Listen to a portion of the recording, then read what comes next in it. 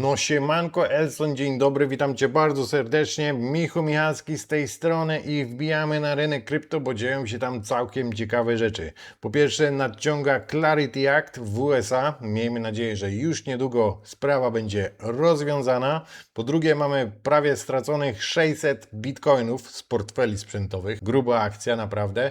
Po kolejne mamy na przykład tutaj Saylora również, który zmienia strategię w swojej strategii i okazuje się, że chyba jednak będzie sprzedawać więcej bitcoinów. A poza tym oczywiście różne inne fajne rzeczy. Mamy tutaj jeden airdrop. Kto się zakwalifikował, to się zakwalifikował. O tym się dowiemy za chwilę, także tradycyjnie nie przeciągając zapraszam na intro.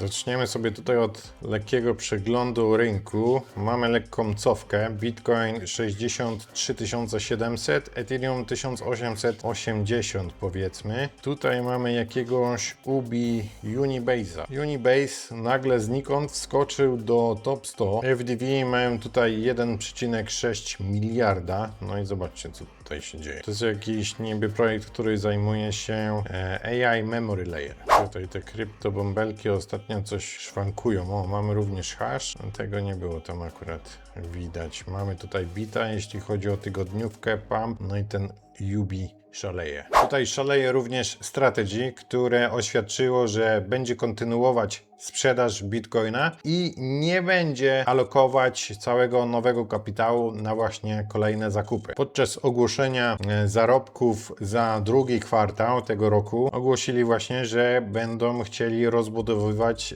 te swoje rezerwy USD pod wypłaty dywidend po prostu. Więc powiedzmy, że będą bardziej aktywnie zarządzać kapitałem jak do tej pory. Michael Saylor również był w Fox News. No i jeśli chodzi o to, jakim on jest sprzedawcą, to naprawdę radzi sobie tutaj bardzo dobrze na wizji. Zresztą możemy go chwilę posłuchać. Digital capital is the ability to move the money at the speed of light anywhere on Earth and program it on a computer.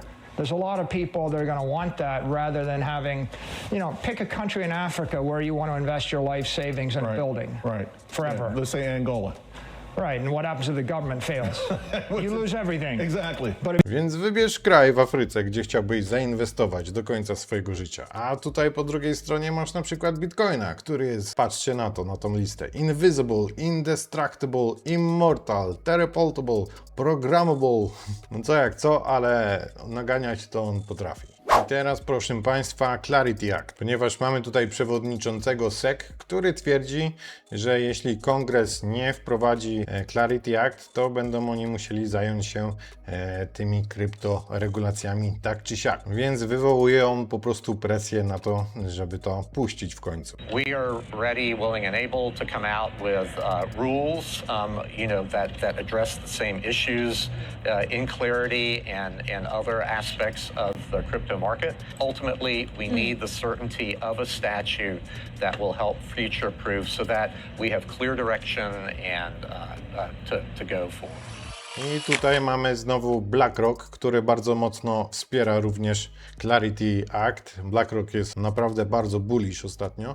I tutaj jeszcze mamy jakąś radę burmistrzów największych miast USA, które również wspierają właśnie ten Clarity Act, Major Cities Chief Association. Jest tam w tym sporo kontrowersji, jednak widać, że przepchnęli kilka ustaw, które były powiedzmy mniej ważne niż ten Clarity Act przed tą wakacyjną przerwą.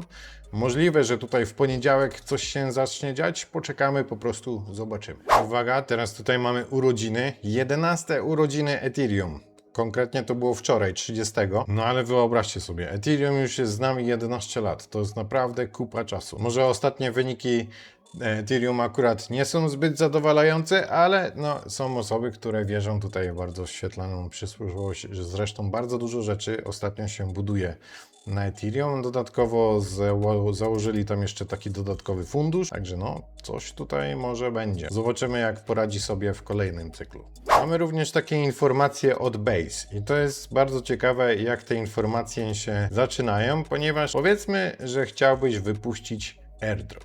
No i ciężko jest zweryfikować, kto jest Sybilem, a kto nie. Ale podoba mi się, w którym kierunku tutaj myślą. Generalnie wymyślili coś takiego, że claim będzie po smart kontrakcie. Nie będzie tutaj wymagane żadne KYC, jednak zrobili tutaj specjalny algorytm, który ma przypisać konkretne adresy do konkretnych osób i ten konkretny user będzie mógł zrobić claim tylko raz. Nawet jeśli będzie mieć kolejne 2000 różnych portfeli przypisanych jako jego osoba, więc Base będzie tutaj weryfikował aktywne konto na Coinbase oraz zweryfikowane konto na X, do tego plus tutaj 1000 followersów. Więc wtedy jeśli się kwalifikujesz, to dostaniesz podpis i tym podpisem możesz później zweryfikować kontrakt, który ci wypłaci ten claim. Więc jeśli jesteś farmerem, który ma 1000 portfeli, to cały czas będziesz mógł sklejmować tylko raz. Mamy również tutaj informację od FTX. Kolejna porcja, czyli 900 milionów zostanie wypłaconych właściwie to już dzisiaj. W sumie wypłacili oni już ponad 10 miliardów dolarów i niektórzy dostają nawet więcej niż 100%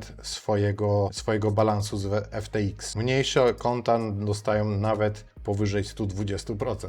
Jeśli działaliście na tym perpie GRVT, to również możecie się tam zalogować i sprawdzić wasz airdrop, który jest niestety w vestingu. Można odebrać tylko część tych tokenów, a później tam jest chyba vesting na 36 miesięcy, z tego co pamiętam. Wątpię, żeby było co zbierać po tym czasie. A tutaj akurat mamy akcje Coinbase, które zanurkowały minus 7% po wczorajszych ogłoszeniach kwartalnych.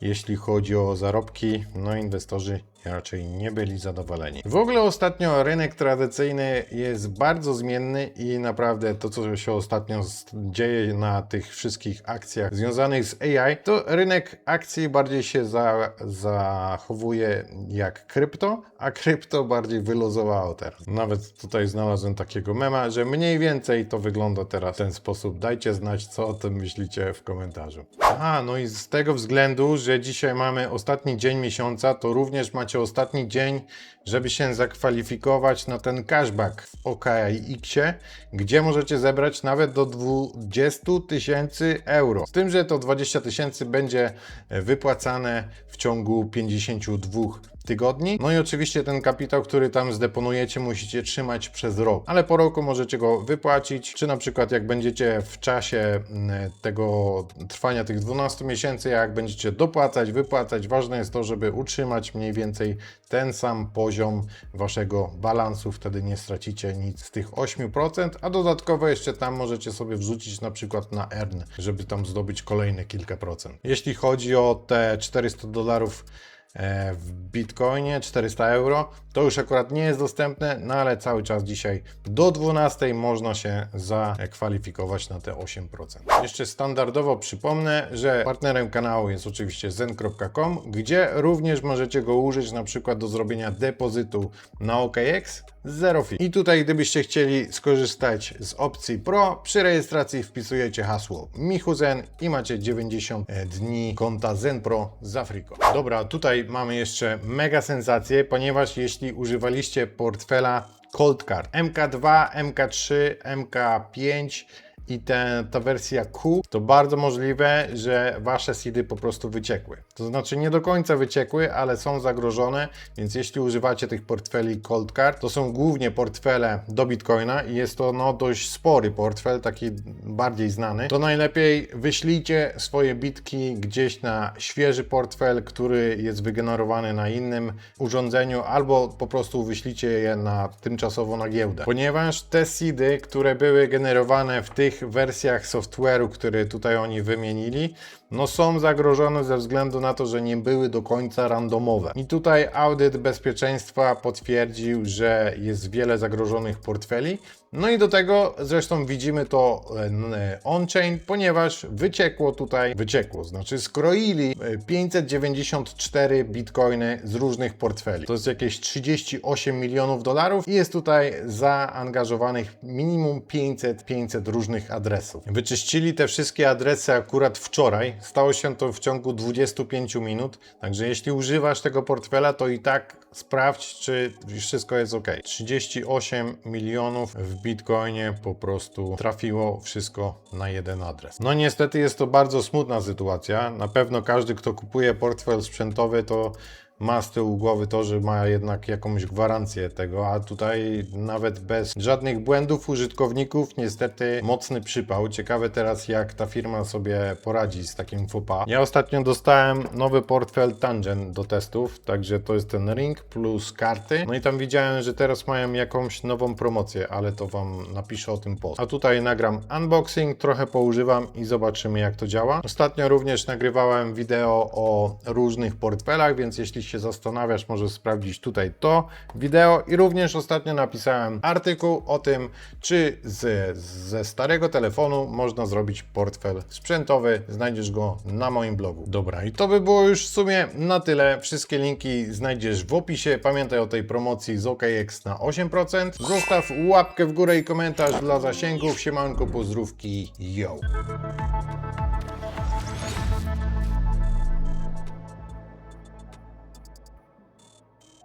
Pewnie widzieliście, co tam się dzieje w Hiszpanii. No właściwie to nie jest taka Hiszpania, ale tutaj znalazłem dobre wideo. Obczajcie to.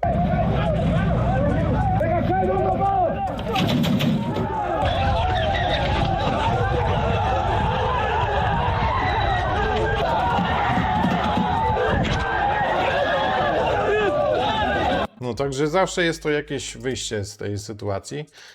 U nas za to znowu się bardzo mocno jara. Na zachodzie zjarało się wczoraj półwyspy. Akurat zrobiliśmy sobie wczoraj wycieczkę i pojechaliśmy na wschód. Także mieliśmy dużo szczęścia, ale bardzo mocno wiało i no sporo się zjarało. Musieli ewakuować tam ludzi i no zobaczymy. Mam nadzieję, że już jest sytuacja opanowana. Dobra, tyle ode mnie. Pozdrówki, najlepszego, yo!